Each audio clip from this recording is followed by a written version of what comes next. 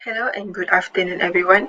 We are from group 2 and today we'll be discussing about this one amazing bacteria that catch our eyes. From what I have read in a few articles, they say that this bacteria could give a new hope for our future. The world's first PET or polyethylene plate eating bacteria, Ideonella sakaiensis. So Nuraini, I am very curious to know about how this bacteria is being discovered and what it is actually. So I'll pass it to you. Okay, this bacteria is discovered by scientists from Kyoto Institute of Technology Kohei Oda in 2016. Ideonella Sakaiensis can use the plastic as its primary carbon and energy source found at a PET recycling facilities in Sakai, Japan, which is known as the world's first PET eating bacterium. Wow, such a magnificent discovery for our plastic pollution issue. But I still can't imagine how this bacteria look like and how can we culture it. Ian, can you please tell us about it? Because I might culture this bacteria at home since I have a lot of plastic to be degraded. Okay, it is interesting, right? But unfortunately, we can't culture this bacteria at home because to culture this bacteria, we require a special kind of the medium known as NBRC number 802 culture medium, which will be discussed later. Now, let us looking for what is the special morphological characteristic of that bacteria. Sakaiensis is a gram-negative and rod-shaped bacteria with the width 0.6 until 0.8 micrometer and the length 1.2 until 1.5 micrometer. This bacteria also possess a thin polar flagellum which is responsible to secrete PET degrading enzyme.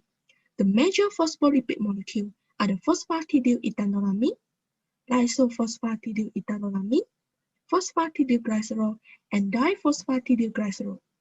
Now, we can move into how to culture this bacteria. Just now, I have already mentioned the culture medium, right? And it is necessary to know what is the optimum pH and the temperature for that bacteria to grow well. The optimum pH is around 7 to 7.5, whereas the optimum temperature is around 30 to 37, and the bacterial growth will be retarded when the temperature is above 45 and the sodium chloride concentration above 3%. Thank you, Ian, for a great explanation. Now, Yiguan, can you please tell me the mechanism that this bacteria use to degrade PET? So firstly, Isagensis had to adhere to PET and then release I-aspartase, a type of hydrolase, to degrade the PET into NH.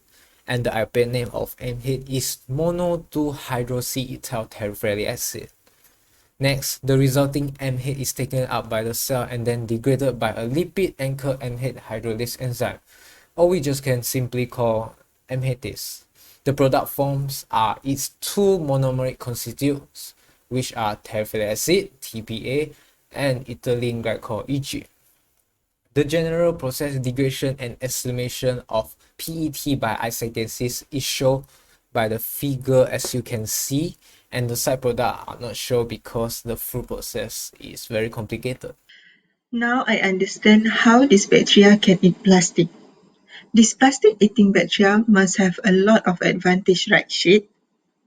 But by any chance, does this bacteria has disadvantage too? Yes, this bacteria maybe can help us in the future. So I will show you the advantages of this bacteria. First of it is magnificent discovery that give a new hope to plastic pollution and has a great potential for treatment of bad plastic.